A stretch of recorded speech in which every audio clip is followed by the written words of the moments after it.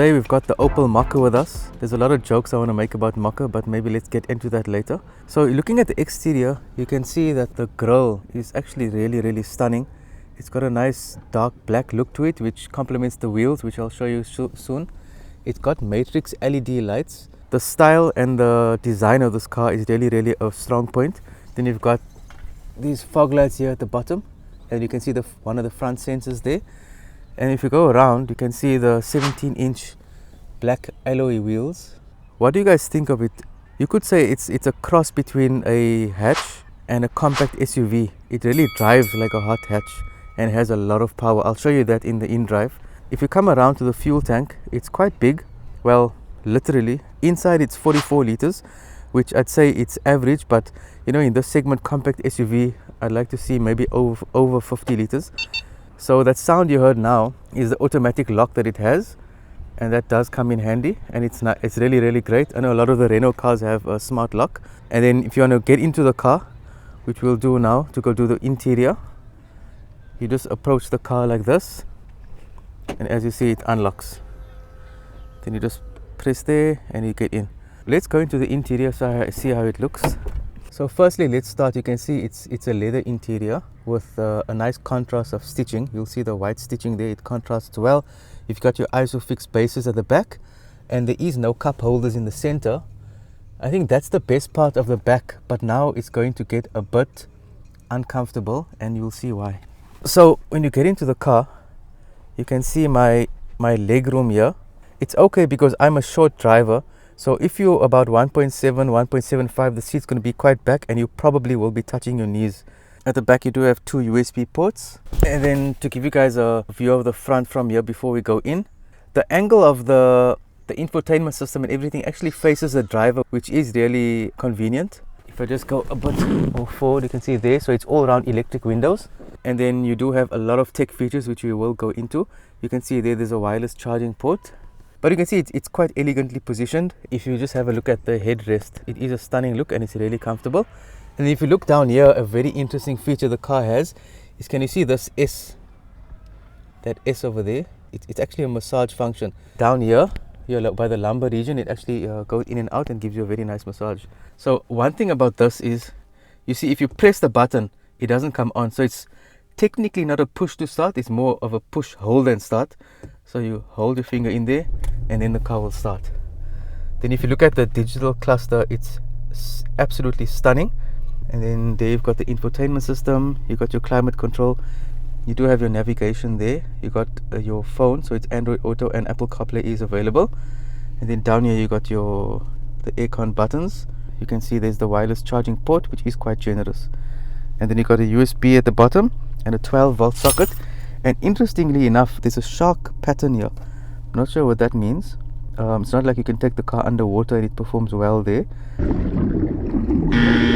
It's a nice touch if you can manage to find it. So when you want to put it in reverse, you push down. Actually it goes into drive first and you have to push it up to go to reverse. And note, to go into park, you cannot move it up, you have to actually press. So you press P to get into park, and then you got the handbrakes here. So sometimes you might mistake the handbrakes for these gears here. And then you do have drive mode. So you've got eco, you've got normal, and you've got sport. On sport mode, you'll actually forget you're driving a compact SUV. You'll actually think you're driving a hatch, and I'll show you that in the in-drive. Let's actually get into driving the car and see how it performs on the road. Now, before we get into all the features and a few things about this car, try and get a number in your mind of what you think the car will cost, and then later I'll reveal to you the cost, and then let me know, was it in line with the expectation? Did you think it should have been less or should have been more, or you think it's spot on? The Opel Mokka is a very interesting car in more ways than one. Interesting in a sense that it's got a very nice look to it. It's striking, it's smart, it's different, and you know, it has this cool look to it and elegance at the same time. When you look at it from the outside, it does look a bit on the small side, and it's no different when you get inside the car. As you've seen in the interior, it is a bit on the cramped side. So you might be thinking to yourself, are you driving a normal sedan, are you driving a hatch, or are you actually driving a compact SUV? That's something that you'll probably think about when you're driving this car. Now before we get to that, let me tell you actually about the drive performance, because I mean that's what the eDrive is for, right? So if you look at the kilowatts, the power, 96 kilowatts and 230 Newton meters of torque. Now this car is really fast and it's nippy. Let me just put it into sport mode now while I'm talking. So if you can just hear, so there I am pressing it a bit and it moves very nice. It actually reminds me a lot of these hot hatches like the Renault Clio V and the Hyundai i20 Turbo. Those are the first two that come to mind that I can compare to. Definitely not the Hyundai i30N. That's on a league of its own. It can't be compared to this car. I mean, that's 206 kilowatts. This one is 96. When you drive this car, it maneuvers very well. It's fast. You know, when you're driving, it feels, the way this car flies, it feels so light. It feels that I'm driving a hatchback. And if I look back, if you look at the back, it doesn't look like a compact SUV. It is compact. It has the compact part, but not the SUV part, if you know what I'm saying. The person who will buy this car is probably someone who does not really want much practicality in terms of, you know, loading passengers at the back or being a family. So it does have ISO fixes at the back, so you can put a car seat. So if you have a young child that's growing, it's fine. But if you want to put maybe adults at the back or teenagers, it might be a bit on the cramped side. So speaking about all this, the drive is absolutely phenomenal. It's smooth, it's very nice. The amount of features this car has, you know, some of the features it has are features you would expect in a car much more expensive, yet it misses out some features you would expect on cars cheaper than it. So I mean, one of it that this misses out is the electric seats. So speaking about, you know, adjusting your front driver's seat, you have to actually manually adjust it. And although you can manually adjust the seat, but then again it comes with a massage function. They've included tech for a massage, but not the tech for adjusting the seat, which is a curious thing to think about. And then speaking about other features, you got lane keep assist, lane departure warning, you got your front and rear PDC, heated seats. It's filled with tech. You got blind spot monitoring. Yeah, you've got 3 different drive modes. You got an absolutely phenomenal fully digital cluster. It gives you that proper feel, that you're driving a race car. If you're sitting in the driver's seat like this, then if you're looking at the infotainment system or the climate control, everything is facing you. So everything is surrounded for the driver, which is nice. And then comfort, you got, if you look at the back here, it looks quite nice. It's very comfortable. You got a nice armrest here that also moves forward, which I think is quite a big thing, because if it's back, then you must actually stretch back. You can't get to a comfortable driving position.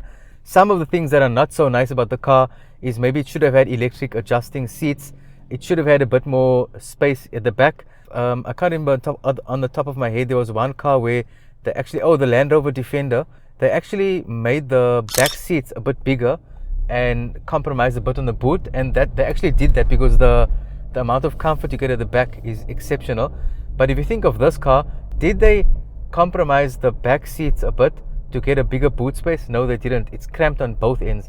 So the boot is small and it's cramped at the back. It's more of a car if you're just single, or a couple, or maybe a couple with a small child. That's probably what you're looking at. Are you that's watching the video someone who might consider the Opel Mokka? Let me know. I'd love to know in the comments below. So earlier when I started the drive, I told you to have a number in your head. How much would you pay for the car?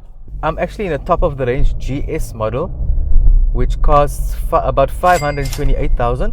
You can get the entry level for 475, 477, somewhere around there. What do you guys think? Do you think it is value for money? In a market where petrol prices are considerably increasing, a value for money prospect on a car becomes more appealing. Do you think the Opel Mokka is value for money?